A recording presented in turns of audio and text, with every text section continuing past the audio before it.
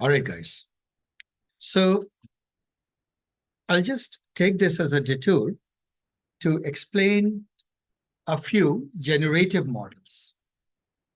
You're used to text generation models. Those are large language models. You give it a prompt and essay comes out, poem comes out, whatever comes out. In the image space, and by image, I mean either image or video or audio. But for simplicity, assume image. How do machines generate images? That's a good question, isn't it? So I'm going to introduce you to three models or four approaches. The four approaches are one, and these are they're more approaches actually, but we will speak in terms of four that are dominant, and others are in some variations of these. So number one, we have variational autoencoders.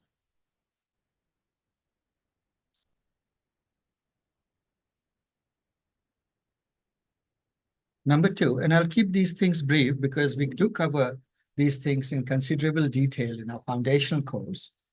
But today is just a preview of this beautiful, beautiful world of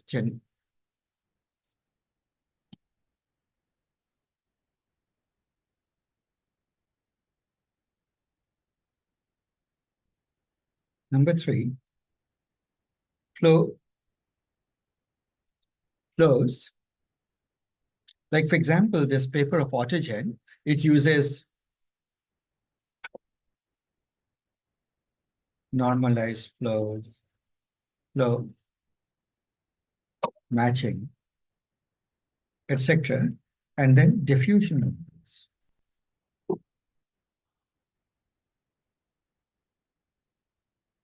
Are we together?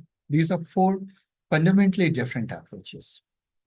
So I will go one by one through these four approaches. And here is the lab for you today, guys. It's 1:45. I would like to finish all these four approaches in an hour by 3 o'clock. Can I request that you guys stay here till 6? And the Hugging Face has the Hugging Face diffusers. It's a whole section there. And it has a lot of models there. I want you to, today's practical part is you become really good at the diffusers, do some labs, and each one of you make a presentation of something that you did with it, something good that you did with it. Right? And I'll give you guys a few tasks. You will have to generate one task, generate a logo for support vectors, right? Or a picture that really is representative of the spirit of support vectors, right? Of this training place. Let's see how creative you can be with that, right? And similarly, generate some things of value, and you'll do that. So now I'll go to the theory. See, we just talked in the lunch, before lunch, that you have an encoder. Given X is basically a function that produces Z, a latent variable, right? That belongs to, let's say, a Q-dimensional space, and X belongs to a D-dimensional space, input dimension space, right? Autoencoders, they do what is called undercomplete. Like, in other words, they project to lower dimensions typically. Now I'm going to change the fact and say that there are also autoencoders that do the opposite, actually. So this is the typical picture of our autoencoder that I did. But just for your completeness, there are also what are called overcomplete autoencoders, in which the latent dimension is much bigger, right? We won't cover that. These are overcomplete autoencoders. And they're used for a lot of things. For example, denoising, masked, auto AE, contractive AE, AE, sparse AE. There are many things.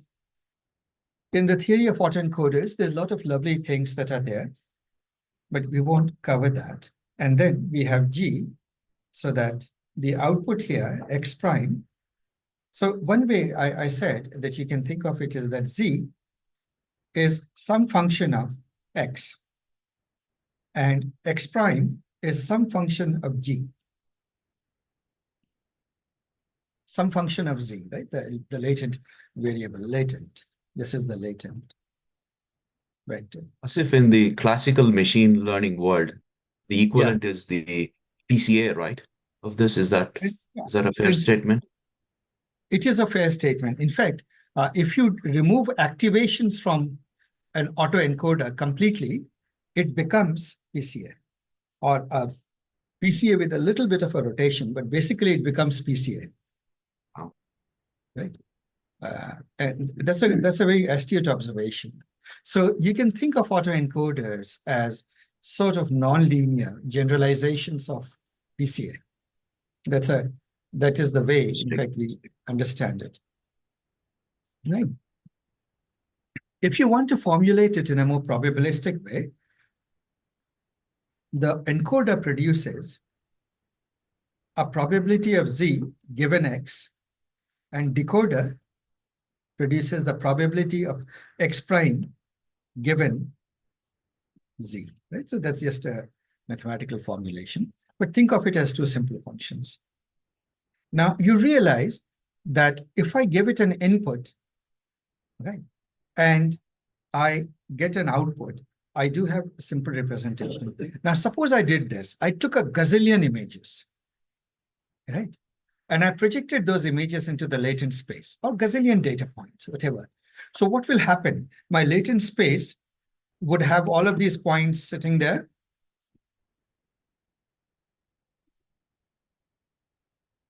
It would show a distribution of the latents, right? This is the spread out of the latents.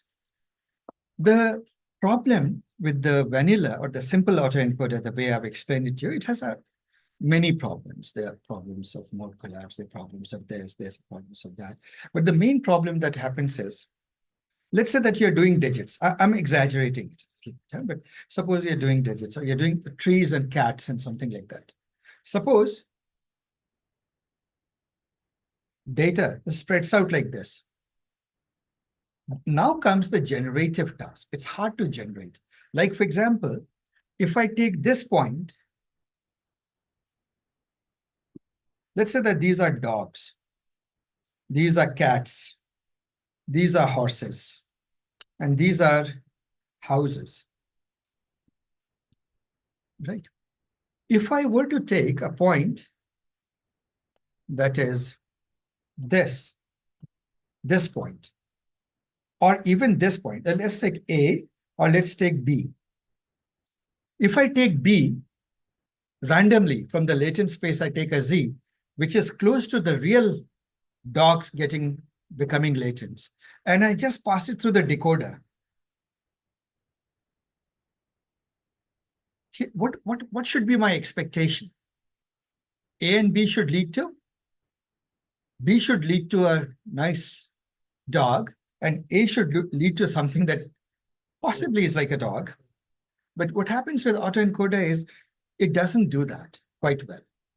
It will produce bizarre things. Not only that, what about a point like C? Right? What does that get decoded into? Because it has a lot of empty space in between, right? And there is nothing. See, when you put a loss function constraint, that is just basically saying X minus X prime based on this, right? This is what you're minimizing, the sum squared reconstruction loss. You're not telling the autoencoder that two things that are similar, keep them together, right?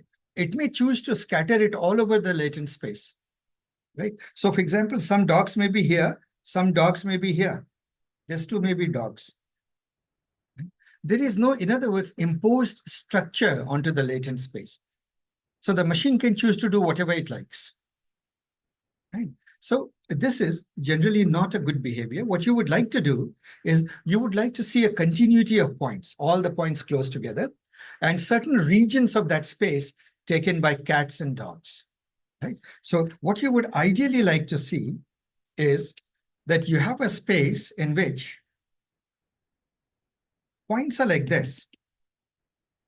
They're not spread all over the world, but they are pretty close to the origin.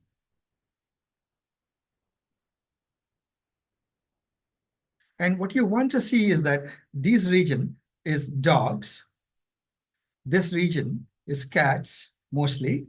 This region is, let's say, horses, right? This region is like a house.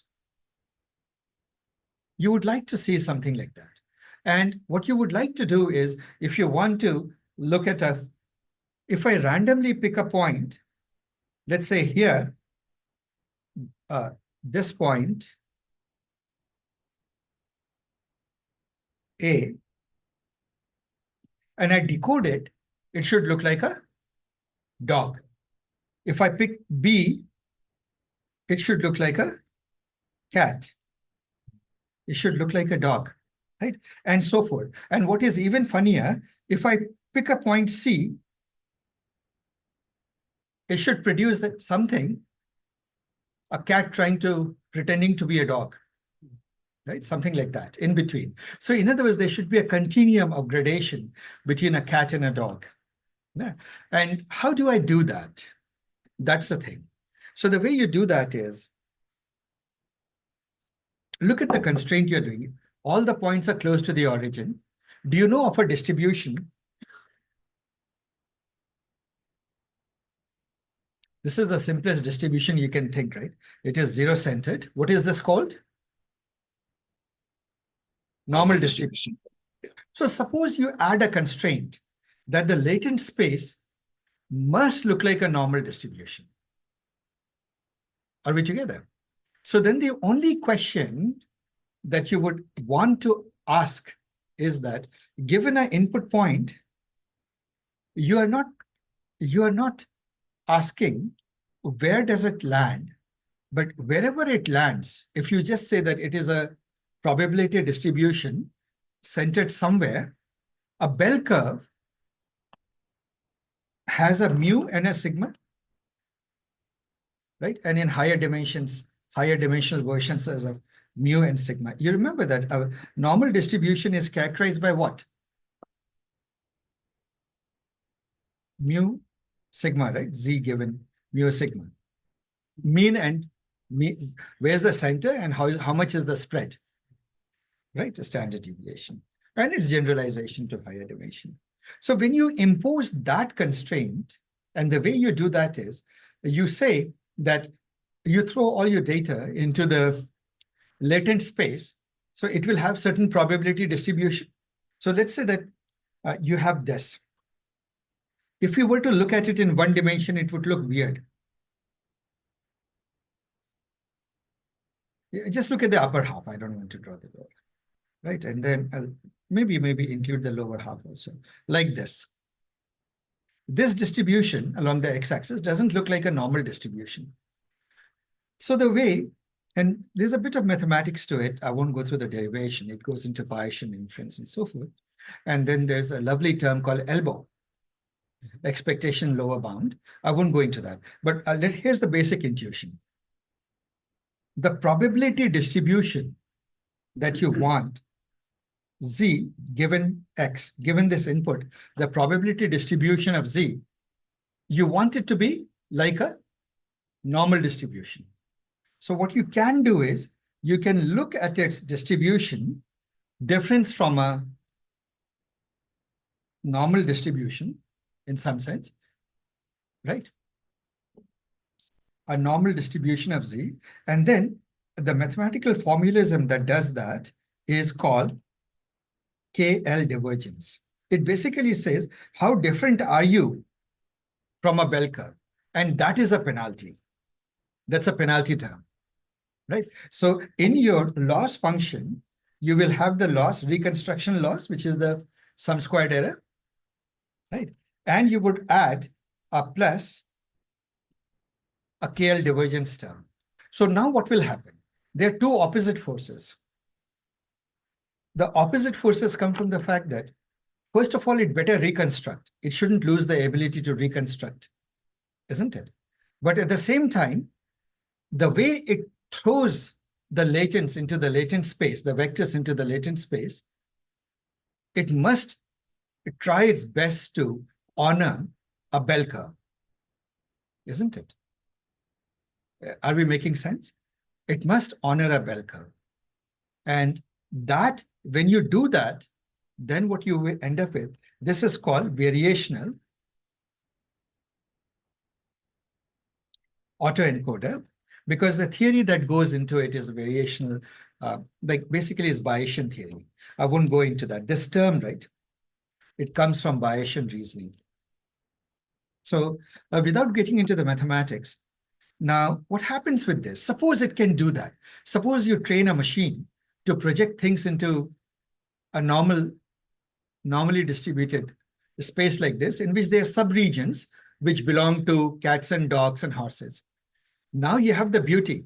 You can sample off this latent space. You don't need, once the machine is trained, throw away the encoder, right? And just look at the decoder itself. VAE decoder. What can you do? Just sample a Z from this space, from the latents.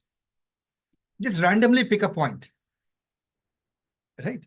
And obviously, if you pick a point, probably aware of the, like, pick it up, sample from the probability distribution. So let me write the whole thing. You're sampling it of the probability distribution of the latents. So you're more likely to pick points closer to the origin. You're not going to pick points far off, simply because the probability of those points are very low.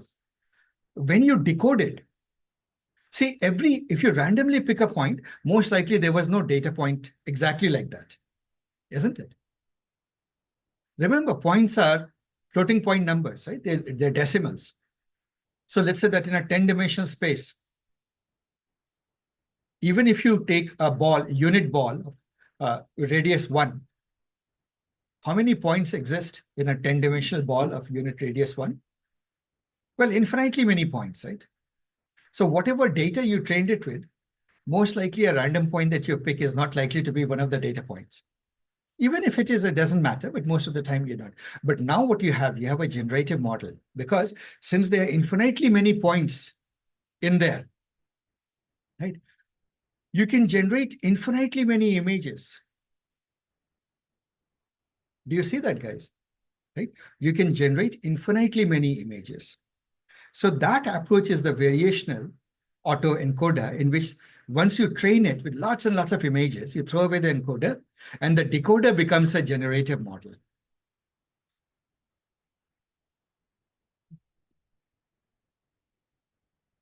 Now, here's the thing. I explained to you the basic variational autoencoder.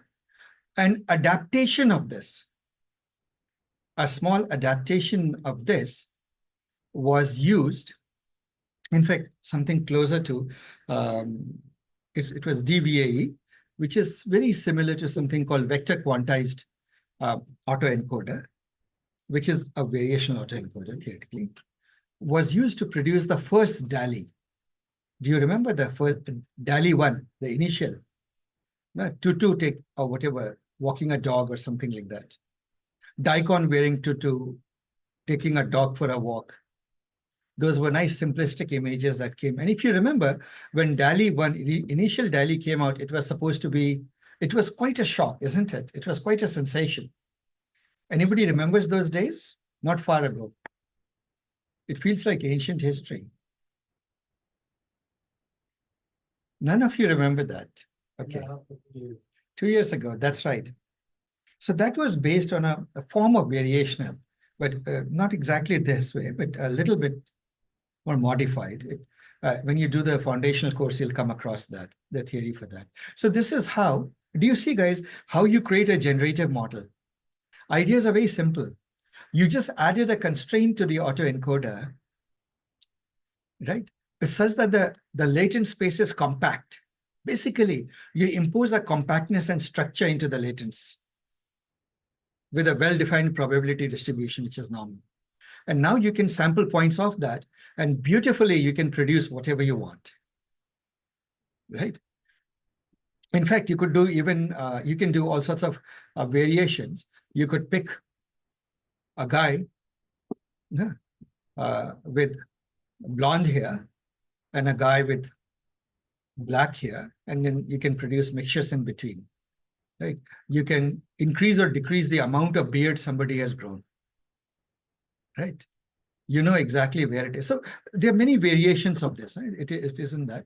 You'll have to play, and there's a whole bunch of activity. So there was a lot of activity with variational autoencoders. Go ahead. Any decoder can be a generative model. No, ordinary decoders are bad generative models. The reason is that you can't guarantee a structure in the latent space.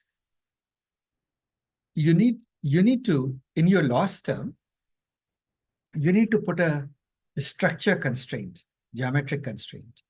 When you do that, the family of autoencoders where they have that structure constraint become generative models. And you're right, your spirit is right, that so long as the latents are well behaved, you have every decoder is a generative model. Right? And in fact, the first generative model. The second way that you can do, the second approach that came out for generative was something called GAN.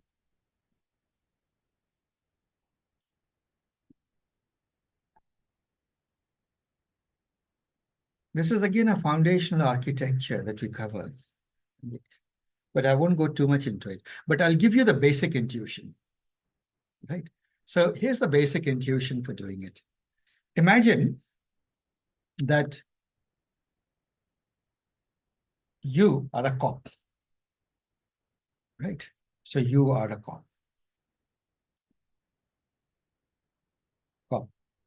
Your job is given an input, and you'll always be given a currency bill, $1, let's say. Your job is to tell, is that fake or is that real? Right? So the cop can become a neural network whose only job is to tell fake or not, or a fake or real. More realistically, probability of it being either fake or real. Pick one. Let's say probability of its being real. $1. You give it. Right? Now the question is, how will this cop learn to tell it apart? Two ways. You can encode all sorts of rules in programming, but there's a better way. And that comes from a concept called adversarial. In game theory, you have cooperative games and adversarial games. So here's the intuition. And Ian Goodfellow apparently had this idea while in a pub, right? So I suppose once you are somewhat inebriated, your inhibitions are down and you start having really creative ideas. So this was actually one of the most creative architectures. This was 2014. And many people felt that this was actually one of the true, genuine AIs, like remarkably big shift in what you would call intelligence in machines. So what he did is he said, what if, see, when you want to learn tennis, what do? Do you play with a weaker player or do you want to play with a stronger player? Yeah, if you want to learn, you want to play with a stronger player. And then the more you learn, the more you play against a stronger player, the better you get, right? So that is the trick. That is called adversarial learning. Adversarial learning is you pit two people against each other in a zero-sum game, right? So you take the guy, let me just call it a crook. And what the crook will do is always produce a fake bill, right? And then to balance things out, you also have a stockpile of genuine bills. So here we go. So you have a data set. real. The trouble is, which is the real dollar bill can go up. The trouble is, the cop is randomly given either a bill from the real pile or a bill from the fake pile. Yeah. And the crook generates the, yeah. And the job of the cop is to tell it apart. So now what will happen? Then in the beginning, you start with a network which is both clueless. The cop is clueless and the crook is clueless, right? But to make matters even more interesting, the crook has never seen a dollar bill, right? So let's say that the cop gets a dollar bill. Cop doesn't know what to do. So he randomly guesses and says, this is not a dollar bill. Because even the cop doesn't know, right? So he says, probability of its real is low, right? But it was actually a dollar bill, right? So what would be the loss? Negative log probability real. If probability is low, negative log will be high. Loss will be, the cross entropy loss will be high. And so it will back propagate through the cop, and the cop will smarten up and say, that was a real bill. Next time I get it, I will increase the probability that it is a real one, right? The weights will change a little bit. Then what about the crook? Crook has no idea what a dollar bill looks like, right? So the crook will take this and draw a cat on it, right? And then try to pass it as a dollar bill, right? Now, let's say that the cop is wizened up a little bit. Now, one of two things can happen. The cop will say it's fake, right? If the cop says it is fake, and what do you want? It will say probability of real is 0. I'll just take an answer, 6, because it's not quite sure. 60-40, it says. Now, the cop has some learning to do, right? Because it should have given a much higher value. Probability of real is, let's say, 0.4.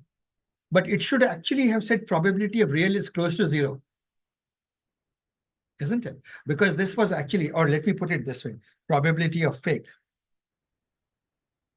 is 0.6. So it should have said a much higher probability of it being fake, because it's a fake, right? So you need to train the cop also through backpropagation. But what about the crook?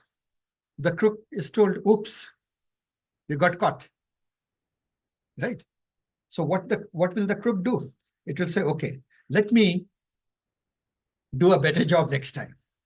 It has still not seen, and here's the magical thing, it has never seen a dollar bill, but it will make a slightly different painting and try that, keep trying it.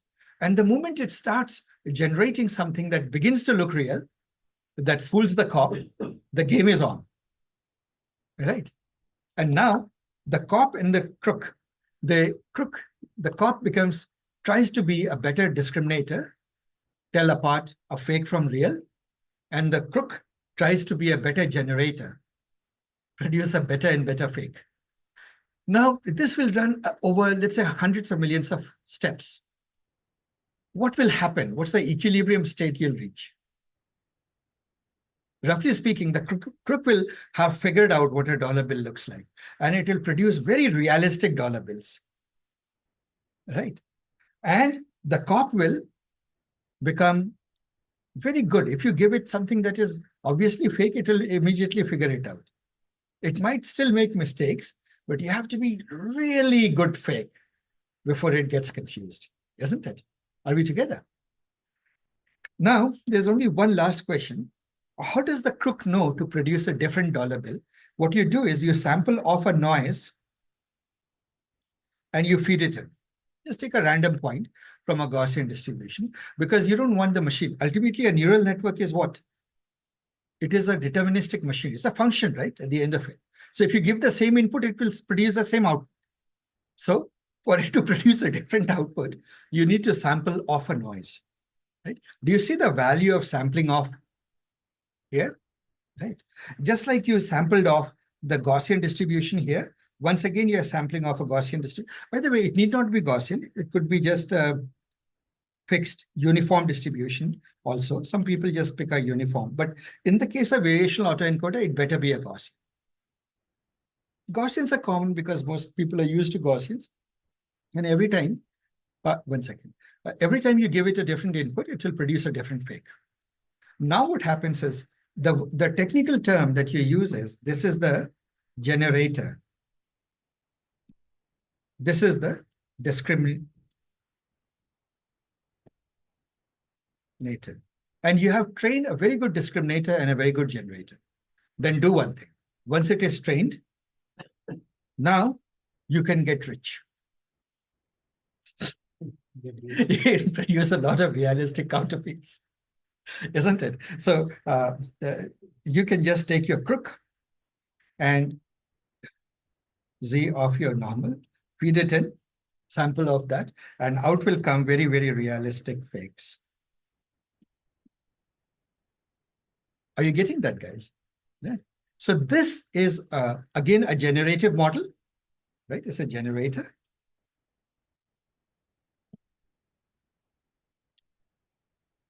And it is producing very realistic. Girish, your question. So the noise in this case is a variation of the real data, which is No. See, it needs input, right? Ultimately, a network is a function. It needs input. But there is nothing to, all you want the network to do is produce good fakes. So then why can't we take the real data and then the variation? Then you don't, because you don't want you want the generator to be so robust and figure it out on its own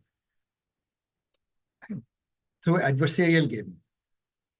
You deliberately never ever show it because there is a risk that all it will do is copycat the reals. You don't want to see, the point is that if you show it the real, right, it will produce the real, but it won't produce creative reals. So now let's map it to, I see some hands, but I'll map it to, let's map it to real thing. Suppose I give it 1 million faces, right? Those are the real faces. And I train a GAN. In the beginning, the GAN will produce faces, no faces, right? It will produce some random scribbles. But gradually the scribbles, right, maybe will begin to look like a cat or something like that. But finally will begin to look like a face, right? Once it begins to look like a face, do you realize that for every input, it will produce a different face, Girish? That's the value of sampling from a space. Because if you sample from a space which contains infinitely many points and transforms that input into a output, you have a generative model that can produce infinitely many faces. Right? To illustrate this, let me show you. So this is the core idea. Now, built on this idea, a tremendous amount of research was done. By the way, the story goes that Goodfellow in the pub, when he had this idea, people said it can't be done.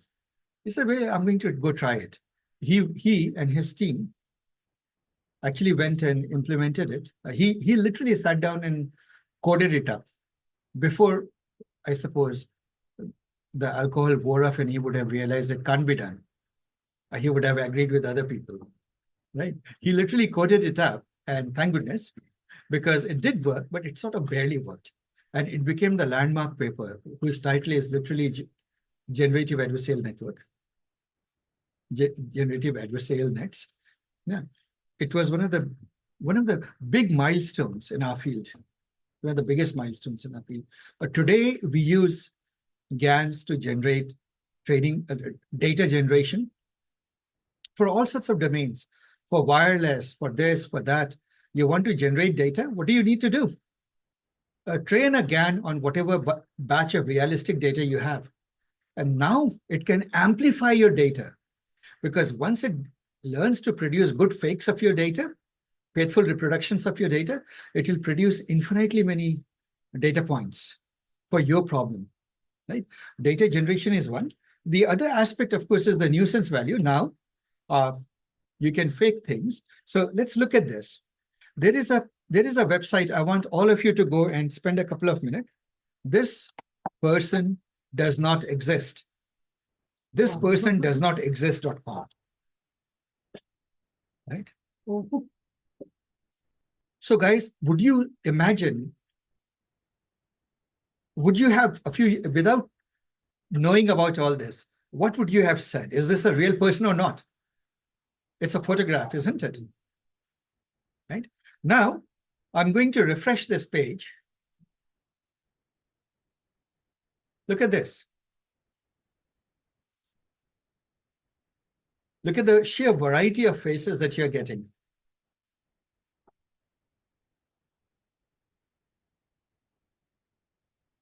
How many of you can even tell that it's not real?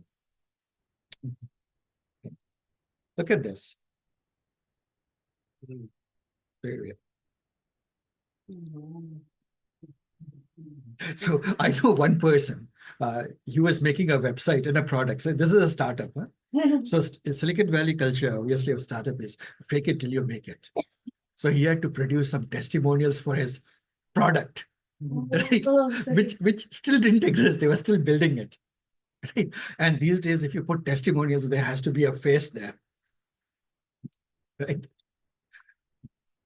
So the rest you can figure out. So do you see, guys, the photorealism of this? Right? We live in this world now.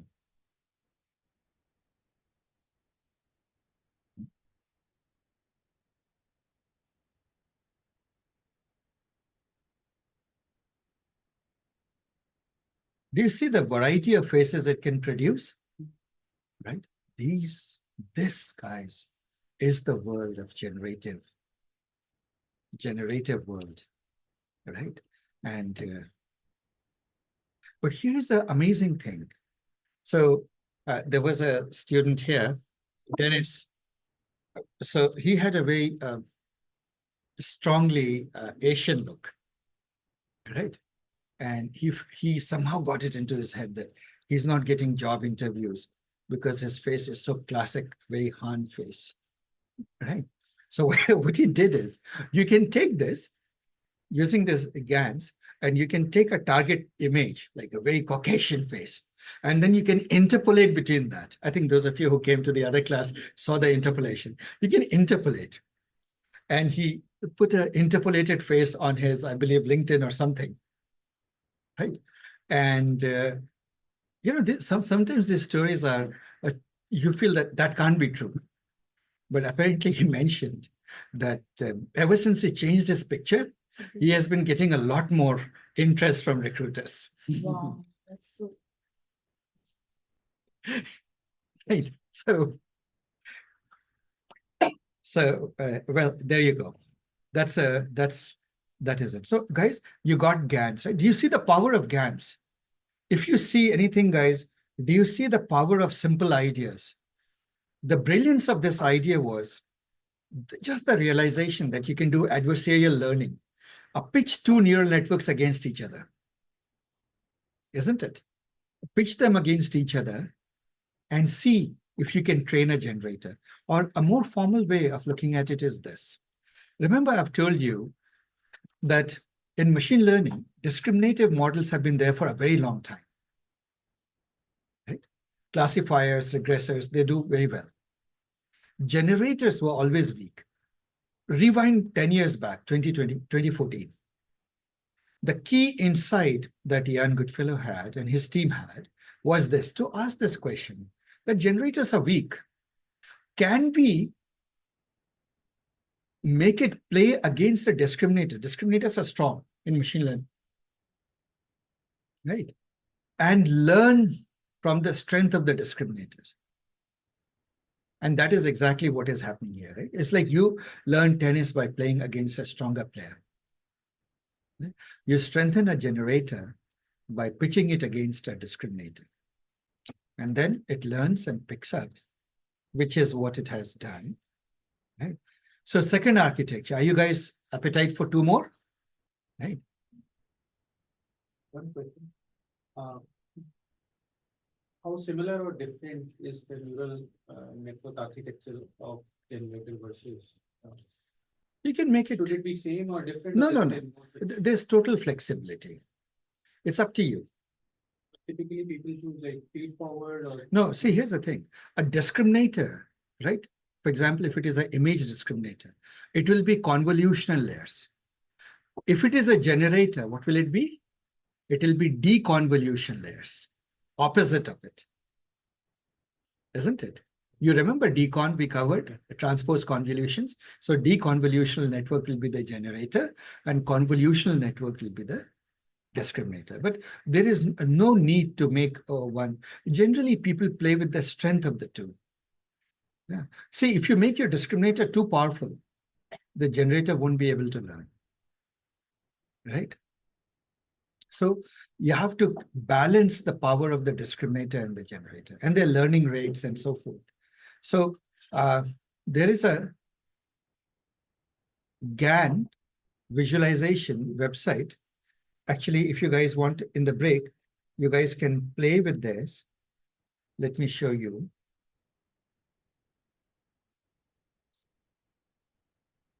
Now, where is the GANs?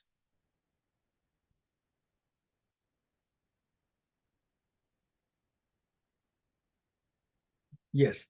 If you go to the GAN, obviously it's hidden from view at this moment, playing with GAN Lab. So there is a website to see how GANs work. Let us show you. Look at this problem. Suppose data is along this line, very clearly. In the beginning, the generator won't know, isn't it? What's really going on. And obviously the discriminator doesn't know. And you either give it a fake from the noise, generator generates something, and the discriminator tells whether it's fake or real. What the generator generates is purple. What the real data is green. Right? Let's play this forward a little bit.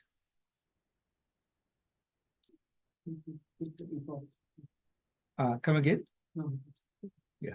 So you notice that. So at this moment, the discriminator says, if you look at it, it says that everything that is green is real. Any point from this space is real. Obviously, it's making a huge mistake, isn't it? It covers the real part, but it also covers like all sorts of fakes. It will mark it as real. Now, let it run. Let's stop at some intermediate step. The generator has learned to, has hypothesized that I better generate data along this line. Those are good guesses. The discriminator has figured out that the fakes are hiding here. The real ones are hiding up here. Is that correct? We won't know. Let's do it. What is this? Slow motion mode. Okay. Let's do. Look at this in slow motion. So what happens is that the generator is being told, is figuring out what is the cop thinking. And so you will see that it will gradually change its mind.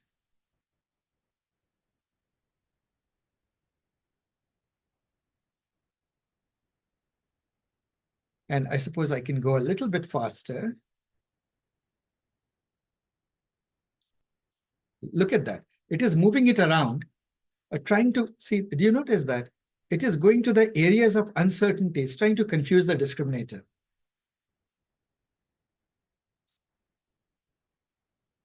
And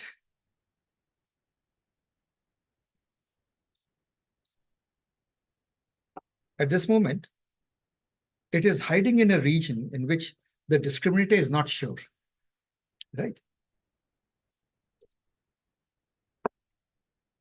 It will take a very long time for it to run through, but it will eventually get there.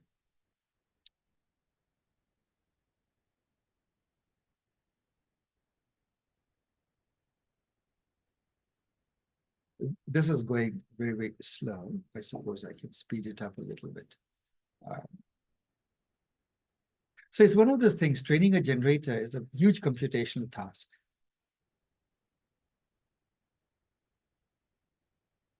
look at the case. Okay, between real and fake, it's trying to figure out. It looks as though nothing is happening, but after some time, something will happen. Right? Let me stop this. Let's go here. Let's try this one. See how it does the real versus fake. See. Do you see it's jumping around? Yeah. Right? And it's trying to figure out what the cop is thinking. And by now, the purple points that it is producing are fairly realistic.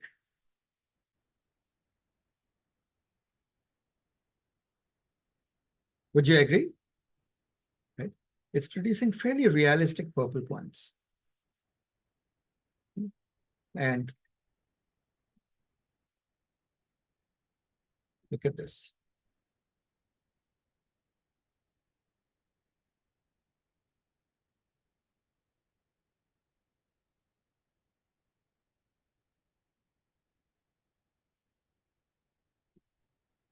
Are you guys getting an intuition on how these things work? Right. Let's look at this. This is a circle. Let's see how well it learns the data is around a circle. So see, it's totally making random guesses, right? Bad guesses.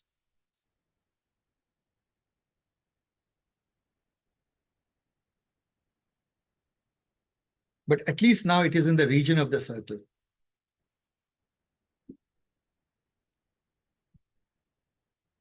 And now the guesses are getting better. You have to let it run for a lot of epochs.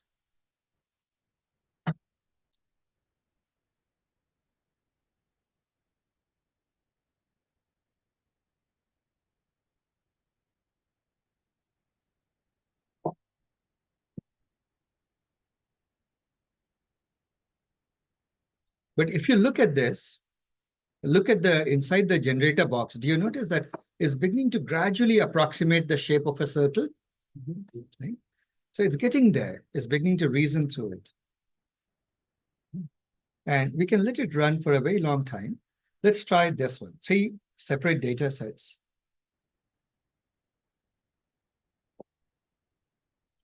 Completely off, right? Generator has no clue at this moment.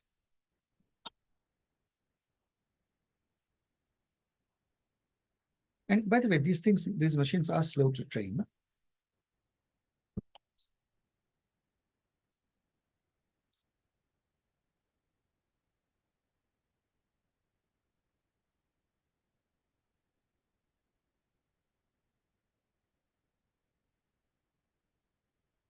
So you guys can go play with this. I'll post this link. Yeah, I'll post it in the chat for now. And you guys should go play with it on your own.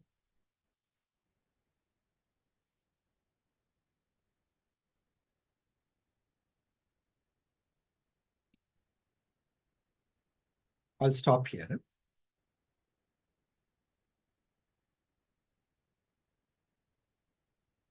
But I hope you have seen the power of this algorithm and faces like this. So there's a very interesting backstory to it. A lot of people, they would take a picture like this and creative writing exercises. They would actually create a backstory, a life. Imagine a life story for these images, and they would post those stories. Yeah. So it led to quite an interesting set of activities. So that is a second generative model. The third generative model are called diffusion models. Diffusion models come from diffusion. What is diffusion? And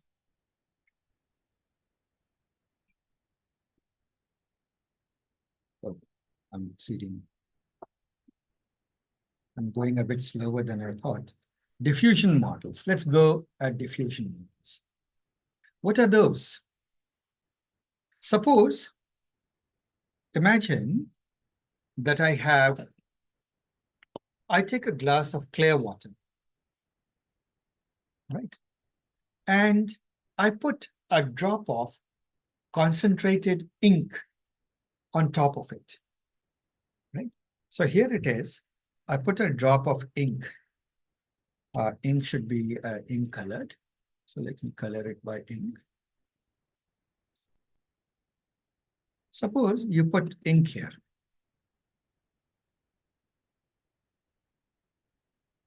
What will it go through?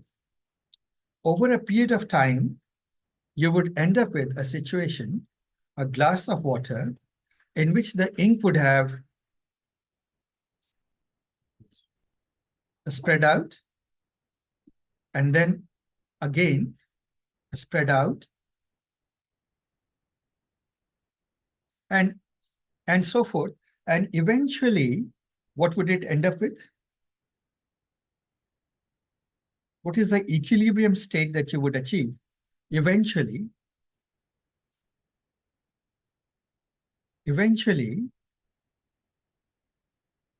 ink will be everywhere. It would have dissolved in the water completely. Would you agree? Right. So now we will introduce some terminology. The final state is an equilibrium state, isn't it? Equilibrium state is once it's dissolved, there's no going back, right? But all states before that, would you agree, are non-equilibrium states? Because the system is not going to stay in that. It will progress towards the equilibrium state.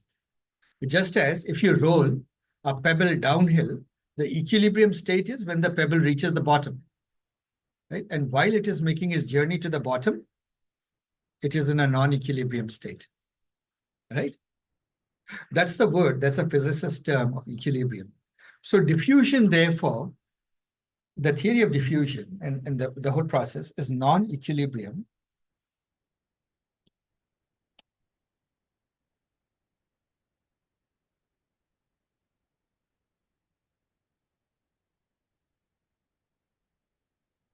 Diffusion is part of the process you study in thermodynamics or statistical mechanics in physics.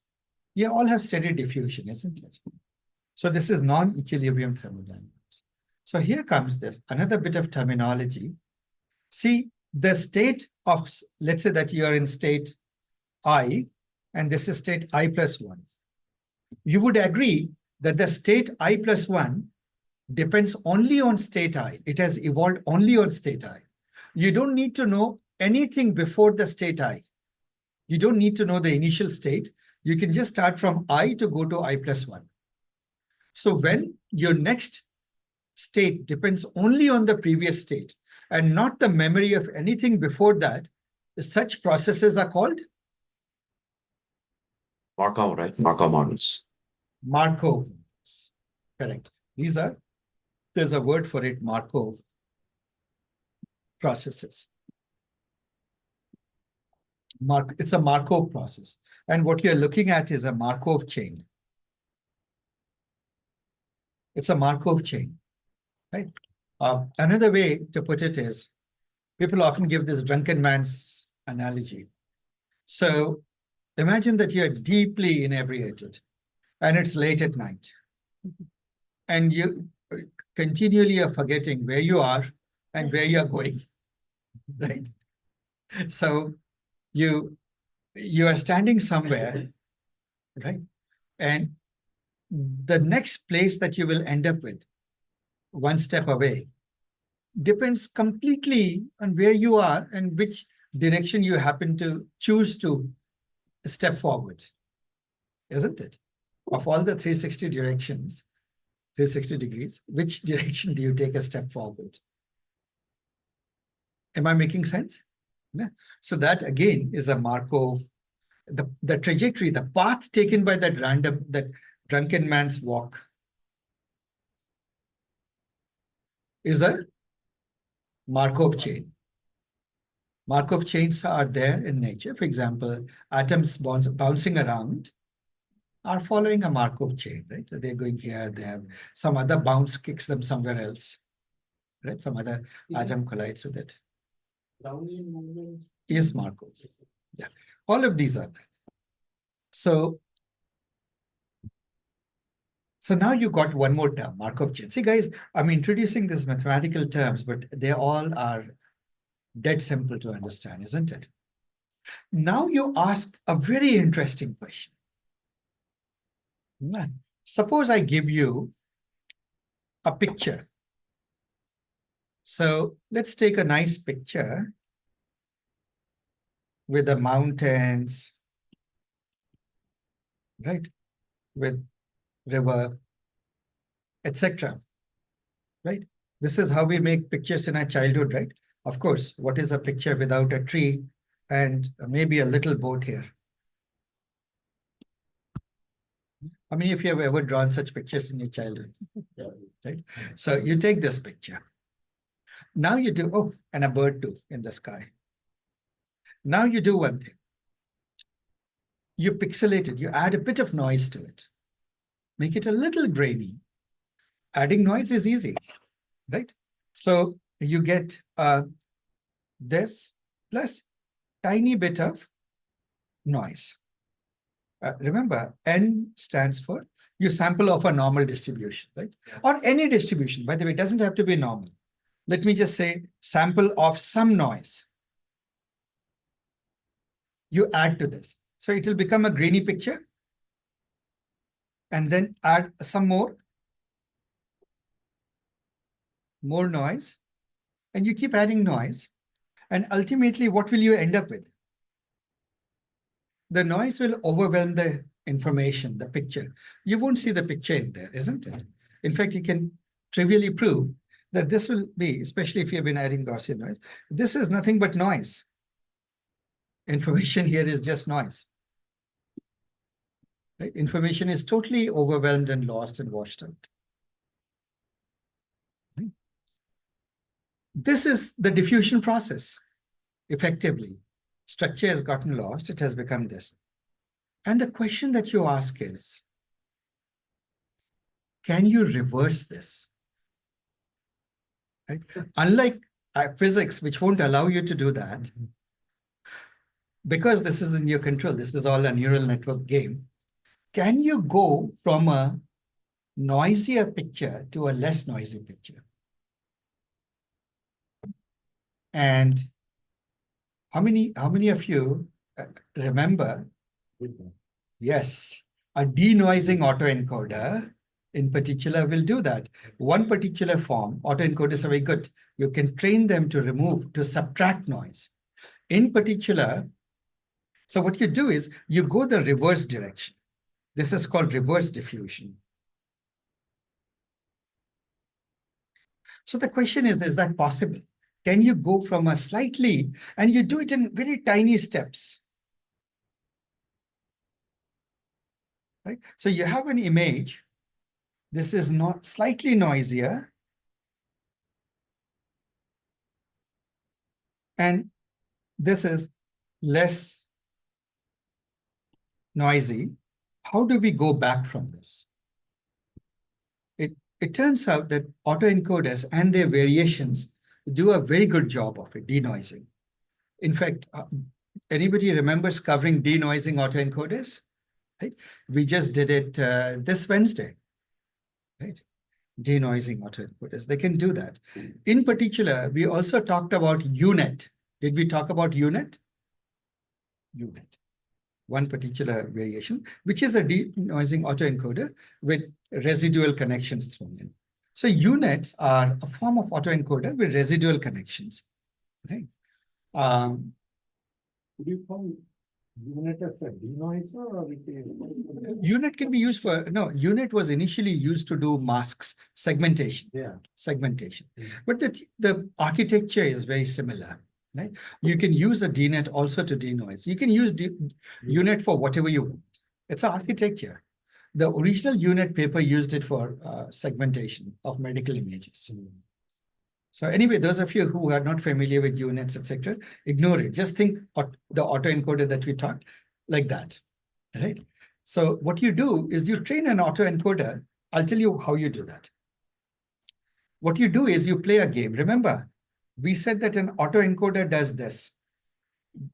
There's an encoder, it will produce a latent, and then you decode it, you give it X, and it will produce X prime. Isn't it? But you play a game, actually. So your loss function is, the loss function is the gap between reconstruction loss, is the gap between X and X prime. How different is X prime from X, isn't it? Are we together? Yeah. So for example, it could be X minus X prime, this. But the game you play is something interesting. What you do is, you take X, and I'll call it original. Right? You add a bit of noise to it, plus sample of a noise. Right? Sample of some noise is equal to, let me just call it X. This X, you feed it into the autoencoder.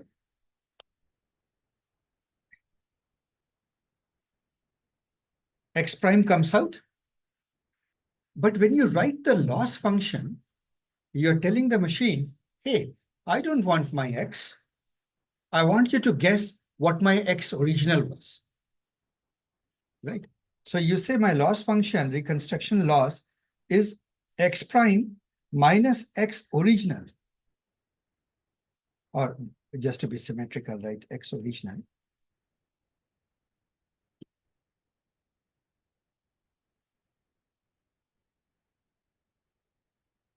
You go off this. Do you notice? Now you say, well, look at this change that we made. So now there's a problem. The network never saw X original. You never gave it to it. What did you give it? Noisy X, right? You gave it noisy X. But you are saying, I might have given you a noisy X. You better go figure out what the original was. So what will it have to learn?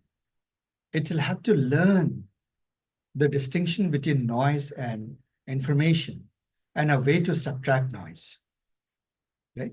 And so it just became a denoising autoencoder, right? Now, one of the big breakthroughs in neural architectures you learn in the foundational model was the realization that you can do something called residual connections. You do it for a technical reason. It was a famous paper.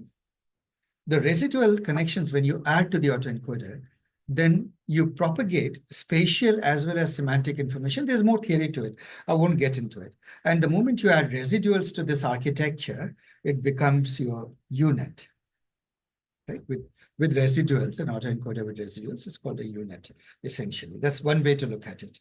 And so you can use a unit to denoise. You can use a unit to also produce mask. So the original use of unit was that, suppose you have a picture that has, let's say, hill, sun. Well, it was medical, actually. So let's go back to the reason. Suppose there is a cell here, there's a cell here, there's a cell here. Right?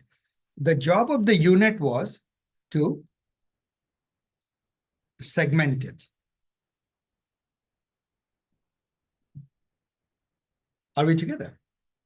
To detect the cell boundaries in medical images. It was a hard problem. UNIT did such a good job of image segmentation that it immediately became an industry standard. Even today, many of the commercial products use UNIT for segmentation, image segmentation. Are we together? Or semantic segmentation. Today, we don't, like today, the state of the art has moved forward. If you want to see the state of the art, I can show you. You want to see how segmentation is done today? Today, we do it with a more transformer-like architecture, but the core ideas quite often remain the same. So let me show you the state of the art. I thought we did that. Did we do SAM2? We covered SAM2, right? No. Addition of something. Weekly paper reading. In the weekly paper reading, we did that? Is it the Facebook one? Yeah. So, okay, so look at this. If I have not, then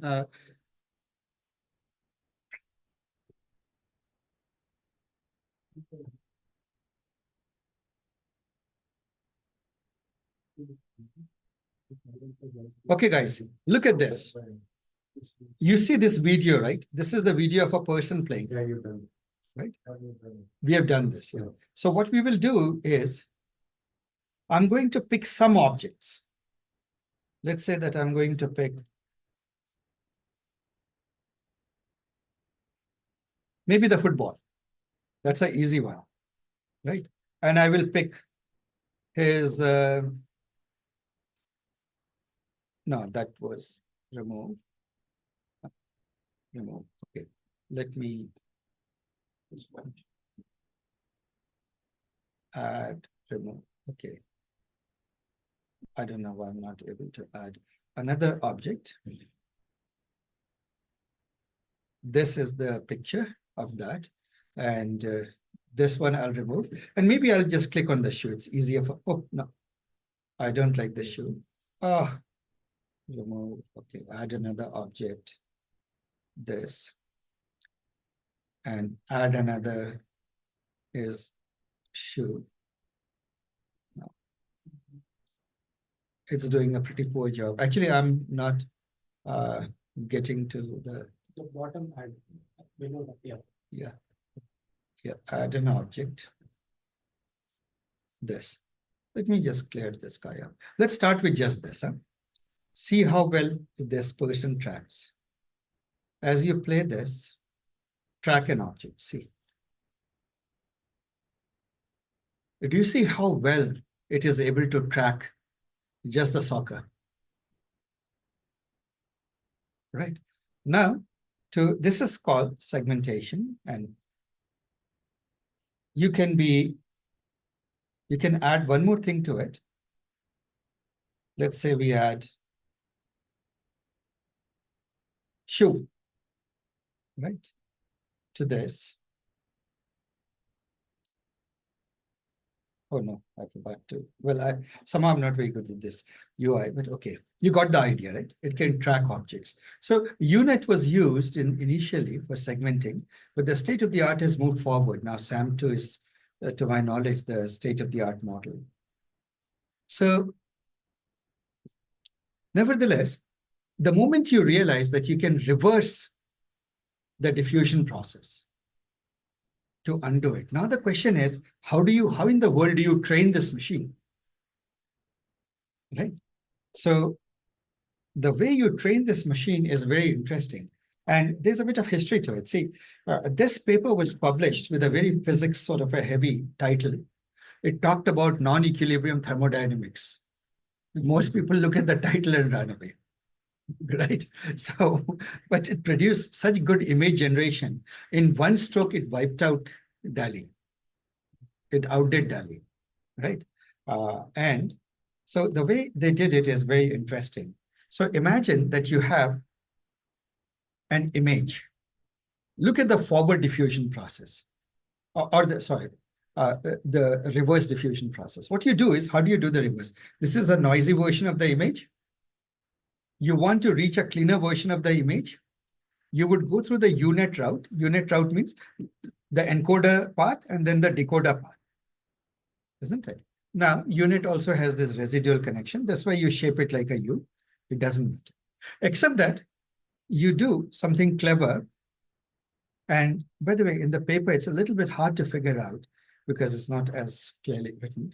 But what you do is, because each of these layers, as you're going down and coding it, you add attention to it.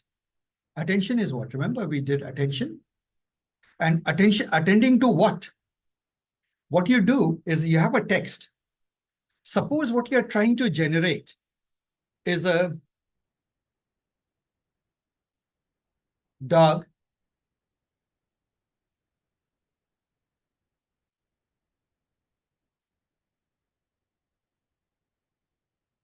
wearing a scarf, right?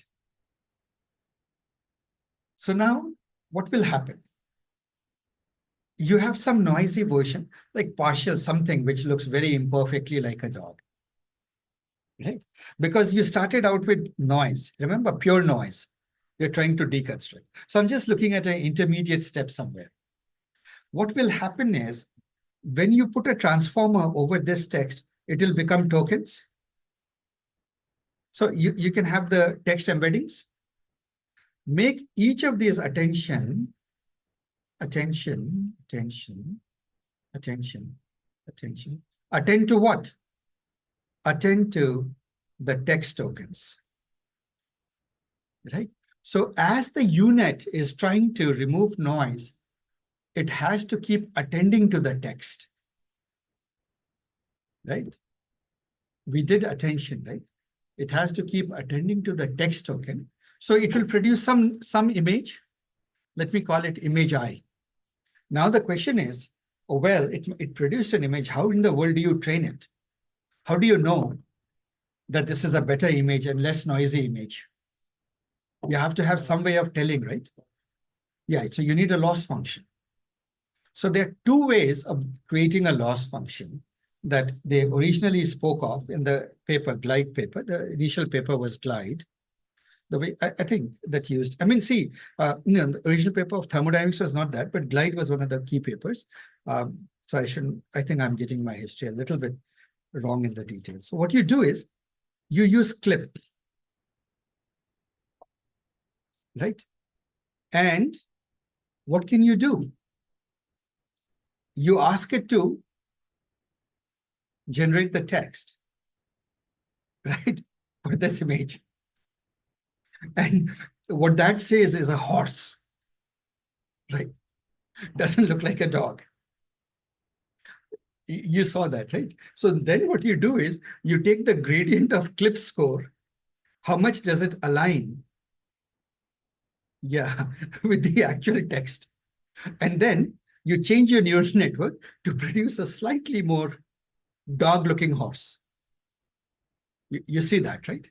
So this is how you can improve the image. The other thing they did was even a more clever trip. So this is method 1. Method B was even more clever. So this you have to use a clip model, right? We did clip. The other trick they used was even more clever. What they said is that let's create 2 images. Let this machine produce an image. So, and by attending to the text, and the other images not attending to the text, just old vanilla unit, right? And so what will happen is you will have without text an image. You will produce an image with text, right? So imagine that in some vector space, this point is without text, this point is with text. Then what you do is along this line in the vector space, pick a point here. Because now you know that if with text is this, without text, without text is this, with text is this, I can go even more, then it will look really dog-like, right? And so this trick they used to do the reverse diffusion, right? Denoising. And then what you do is you do hundreds of such, like these steps are hundreds of steps in diffusion. And when you do that, right away, it led to remarkable results. So that today, de facto, most of these commercial companies that give you image generation, including DALL-E 2 or DALL-E 3 and all of them, they are all diffusion models. Sora is also a diffusion model. Right? The state-of-the-art models are diffusion models today. It was supposed to be that. So the vectors are all hidden vectors? They are all hidden vectors, yeah. Now, at the end of it, right, so this long vector, you can reshape it into an image, right? So basically what you're saying is, or if you want to think of it as an image, think of it, if this is an image, this is another image too. Just look at the difference between these 2 images and add that difference to this image and make it even more like in that direction. So that was the Glide paper. See, guys, all of these are they have a beautiful history and a lot of clever very thoughtful arguments baked in. And that's why it's possible. So anytime you go and just get a diffusion toy and you go about generating it and writing the 5 lines of code needed to generate an image, sometimes if you wonder what really is driving it, there's a beautiful amount of mathematics and arguments from mathematical physics sometimes that's coming in here. So this was the diffusion model. I promised you that there were 4 methods. So what are the 3 methods we have learned? Variational autoencoder, generative adversarial networks, and diffusion models. Diffusion models are the state of the art so far. There is a 4th possibility, which is the flow model. Flow model, many people thought that that's not an approach that will do as well, but actually, to the great credit of Meta and its FAIR lab, Jan LeCun's lab, this paper that we are doing, it uses flow model. I'll give you a shot because I can see that you guys are getting overwhelmed with a lot of this thing.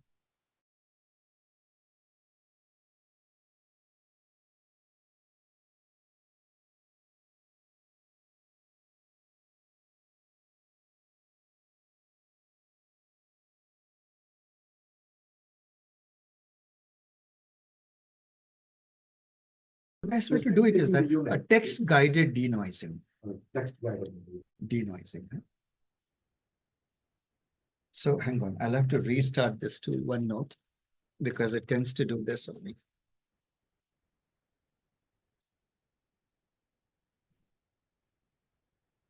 Okay. So now let's go to the 4th tool, and I'll, in view of the fact that you guys are beginning to forget it, we are getting. So you ask this question. Suppose I have a lot of, okay, now we are going to the concept of flow, normalized flows.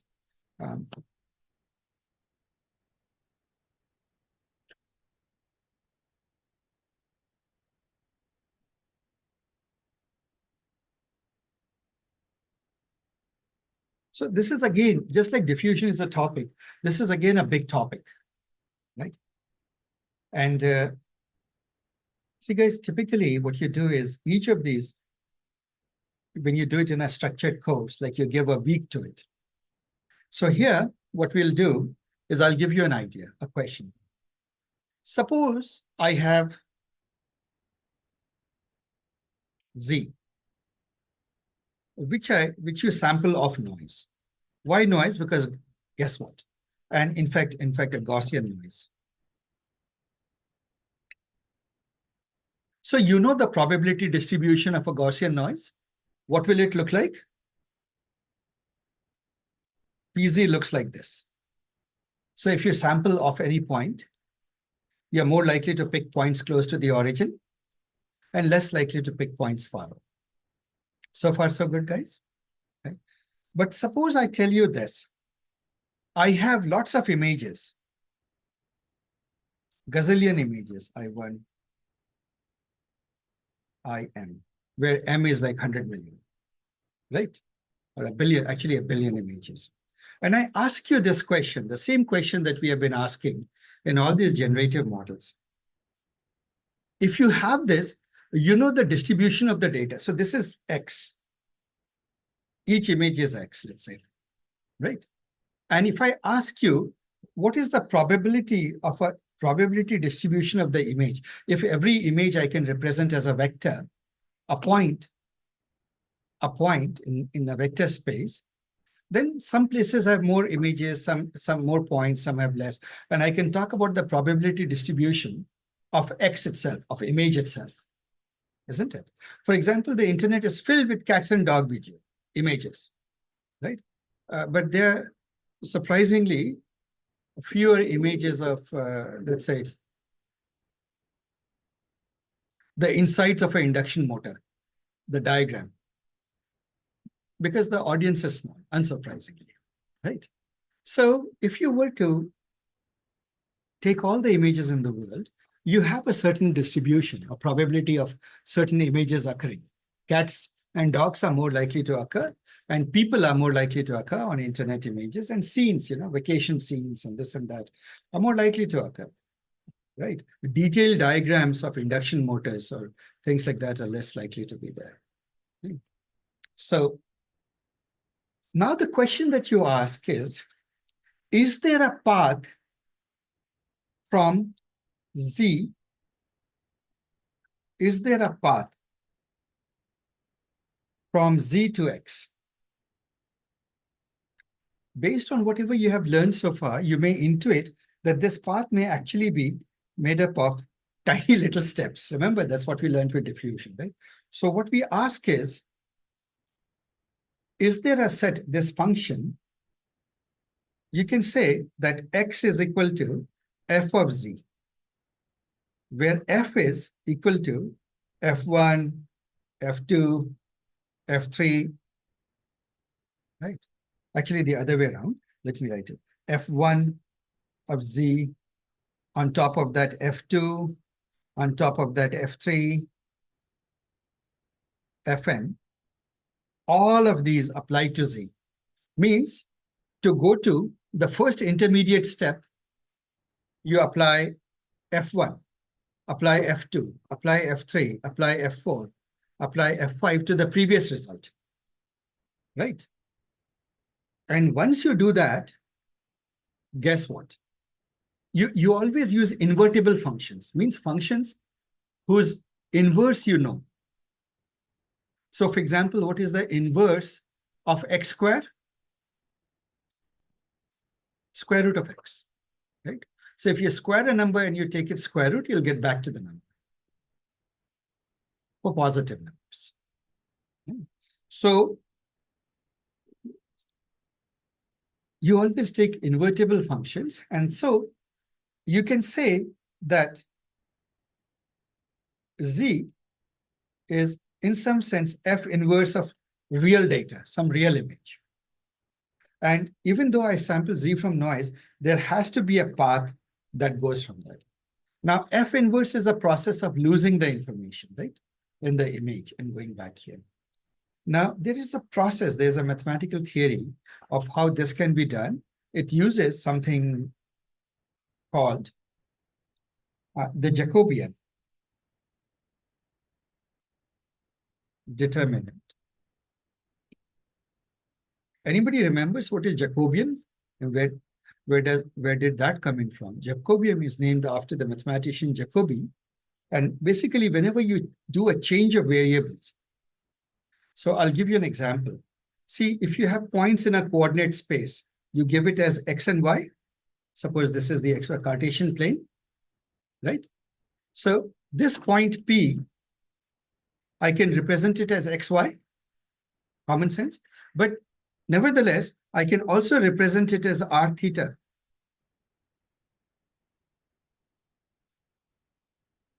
Does that make sense? We are still talking of the same point. Now the question is, how do you transform from one to the other? Right? So the rules of transformation from this coordinate system to this coordinate system is through the Jacobian. Are we together? Jacobian helps you go from one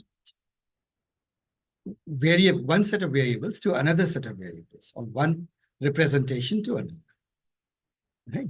You must have learned it in your engineering math at some point. In fact, when you are doing, so I'll give you an example, dx dy, a little bit of an area here is dx dy. Now a little bit of, so let me write it actually as, hang on. But in terms of polar coordinates, a little bit of an area is this much. This is theta, right? This little part is dr, this part. If I were to blow it up, if this is r, this is dr, tiny bit of r. Now what is this? This is r d theta, isn't it? And so you can write it as r dr d theta. It turns out that when you go from this to this r is exactly the value of the Jacobian.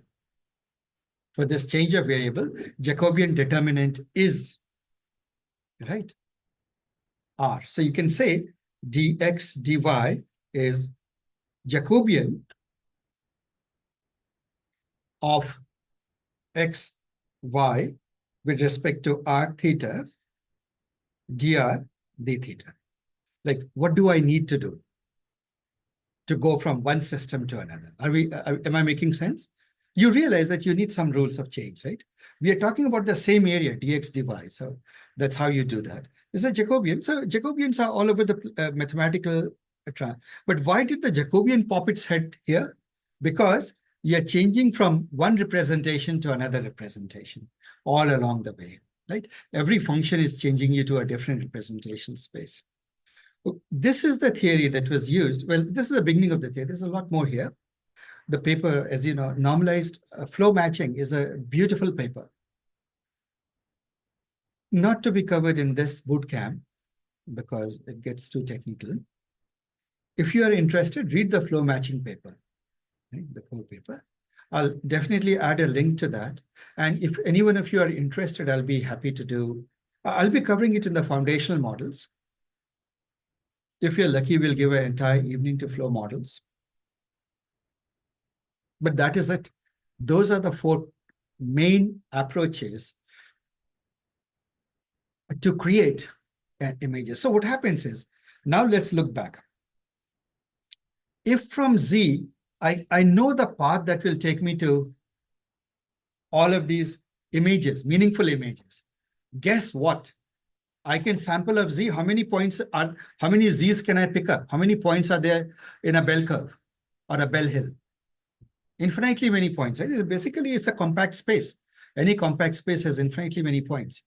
Each of those points through this whole set of transformations will lead to some image, isn't it? And therefore, I have a generative model that helps me generate images. The movie lens paper chose to use normalized flow matching approach to build its video. And it's quite remarkable. In many ways, I would say that flow matching is more powerful and it's a generalization of the diffusion. It has done very, very well. It's a simple, right. And oh, it's 3 o'clock now. I'll just about the time that I'll do. Now, guys, if you want to learn more about this, of course, good news is the other course has a lot because we give sessions to it. Yeah. But for today, intro course, you'll deal with it. So now, Question. Is the difference between the diffusion and diffuse, instead of getting samples along a vector straight line, you're getting it along a sigmoid function? No. It's a use of invertible functions. Whereas UNet, you don't specify the function. You basically say, hey, downscale, upscale, and keep paying attention to this. So if you really look at the UNet kind of argument, it does do denoising. It's a beautiful architecture, but mathematically, guess what? Which is neater? The flow matching has a very neat mathematical structure For denoising. for everything. So flow matching is and I would hazard a guess and say that in the coming months, you will see a lot more work based on flow matching. Yeah? It's a new thing and not many people have caught on to it. People are still with diffusion, right? And so it will take some time to do. But I think the fact that Meta has come out with this paper, I think will really generate a lot of interest now. So guys, I'll just summarize by saying we learned about 4 generative models in the image space, isn't it? Variational autoencoders, generative adversarial networks, flows, and diffusion. Okay? These are literally 4 evenings in the foundational course. And I will stop the recording. I have now a task to do. Go to Hugging Face. You have the diffusers. Practice the diffusers right now for the next 3 hours. Come up with some good things that you have created. Come up with images that, for example, symbolify the spirit of support vector trading. Let's see how good images you can create. yes, I can show you that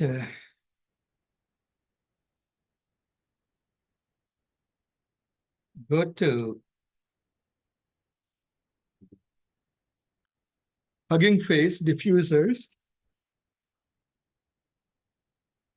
Hugging Face. You see this, guys? Diffusers? Yeah. There's a wealth of information in this section. There are docs, right? You will find that diffusers has its own section of docs, articles. So today, guys, go through all of this, tutorials, guides, conceptual guides, of course, not the reference, but go through all of these. These are very short ones. Huh? For example, the tutorial is a quick tour.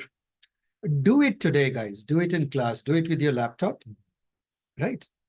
And create things. These things, good thing with, unlike transformer, text models, which are huge and can't be run on laptops sometimes. Anyway, you have all access to powerful machines. Diffusers run just fine. Yeah. And understand all this. LoRa is very interesting. What people have done is LoRa is fine-tuning the model. It's a topic in its own right. But what people have done is they have created LoRa adapters for very specific things. For example, to beard an image or add a beard or mustache to an image, there's a LoRa, right? To give a particular look and feel, right? So for example, whatever is your favorite actor or actress, if you want that look to be imposed upon a photo, there's a LoRa adapter for that. So people have gone very creative with the LoRa adapters. I want you to just go through all of this. And today, limit yourself to this. And I would say this week, not just today, please, guys, this week, become gurus of diffusers, right? And we take this as a task for this week. Become really good at it. Later on, you won't get chance. From next week, we move on to document AI. Absolutely. And I'll add it to the course portal also. There we go. So guys, get into the thing and write the code. So when it says that do it, then do it. Start with the quick start. You can open it in Colab. And it's very, very easy to do.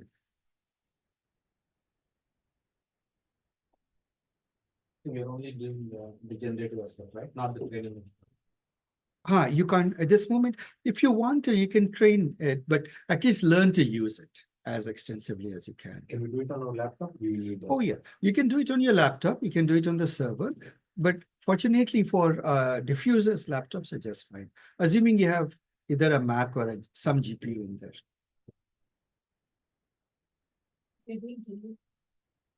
Yeah, just go through the tutorial step by step. That's it. All right, guys, that's all for the day. Just do it. Don't leave before 6. Like, don't start packing up and leaving.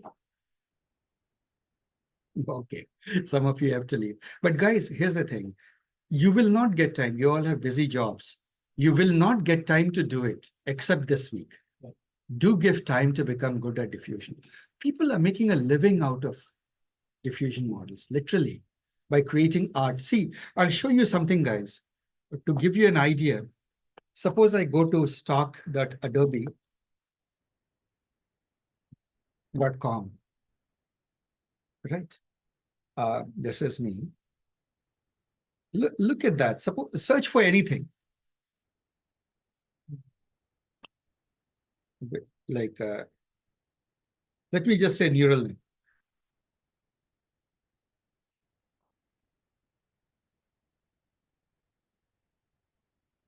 You will realize that most of these images now generated with AI. Do you notice that? Right? You can literally make a living posting these images because every time somebody uses these images, you get royalty, right? And a lot of these images now, they're all generated. In fact, it's hard to find real non-generated images now in stock libraries. And these beautiful images are all things that you can generate. See, all of them are generated, but you cannot generate it yet, right? What will you do? You'll go to ChatGPT and put in a text and say, generate something. That's not it. You have to become very good at prompt engineering with this. There is a website called, hang on, Sevit. Is it Sevit AI? I believe. Yes, Sevit AI. Look at this. Be a little bit careful because I'm told these people have no censorship. So images, yeah, there are no clear images. So let's go to images. So guys, do you see how creative images are here? Right? You can take any image. Let's take, which image would we like to take? Let's take this image.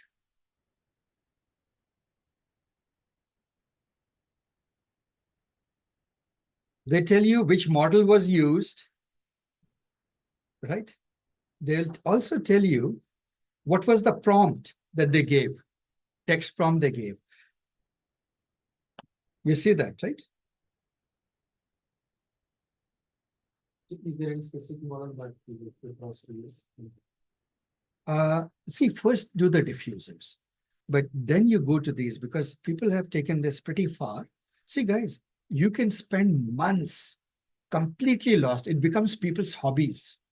Make it, even if you don't go so far, guys, become really good at it. It's a new form of art. Right?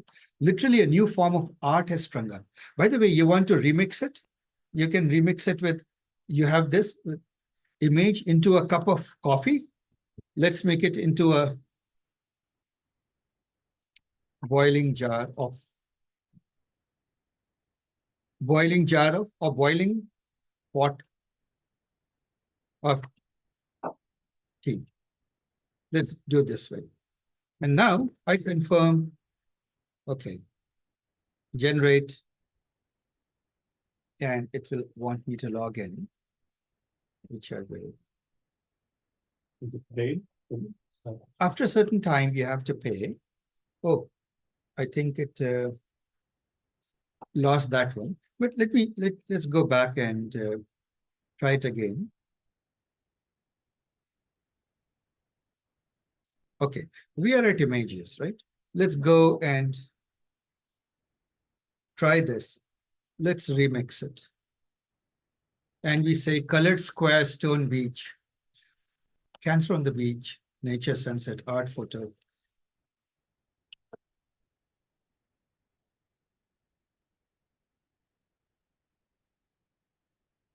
With a pot of tea simmering. What did you click to get to the prompt? Remix.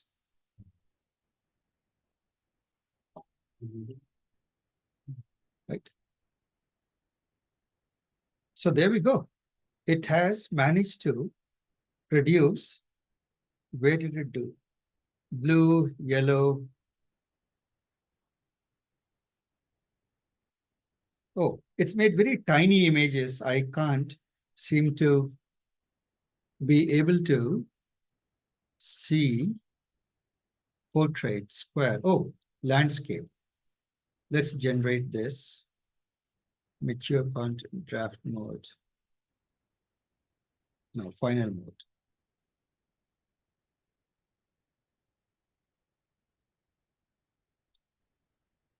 So guys, you can go play with it. People have gone really far with these sorts of things.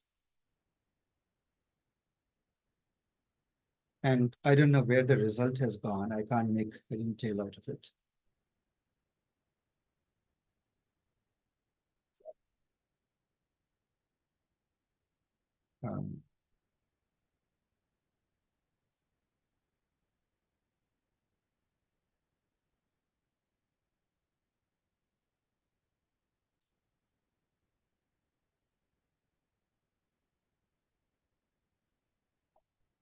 Okay. There must be a way to find out where your image. Oh yeah, here they are. Okay, guys, I got to it. So these are the images that it ended up generating. Let's look at this image. Here's your pot of tea, right? Then fairly good, isn't it?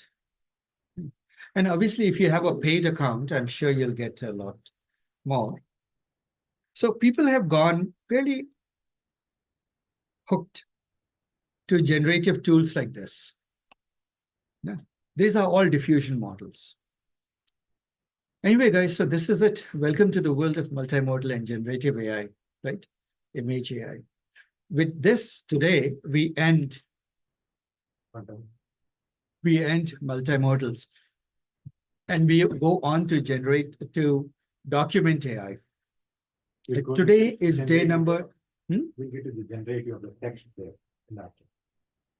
Yeah. You're not going to the generative part of the text here. Right? We did that right in the very beginning. But we did the LLM. chunking and other things. Right. Semantic search. Search. Yeah, we didn't do too much of the generative text. We can do that. I mean, that's RAG. RAG had generative text, but we can do more generative text for that and how to control it.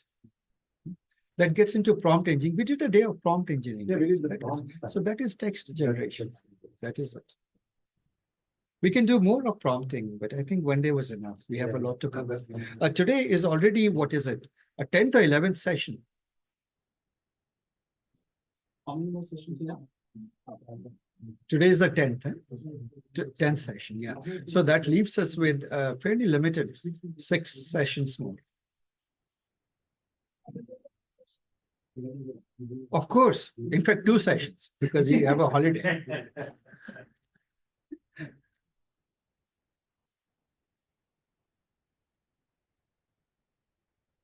As if you're still recording. Oh, I'm still. Sorry.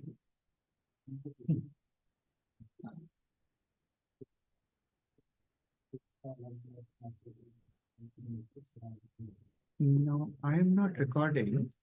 Somebody else is recording, perhaps. I still see it is streaming on YouTube, Asif. It is still. Okay. I don't know where to stop it. 1 second, let me see if I can do something. I thought I had hit stop. But let's see, what button do I press with this? Oh, in fact, my controls have gone.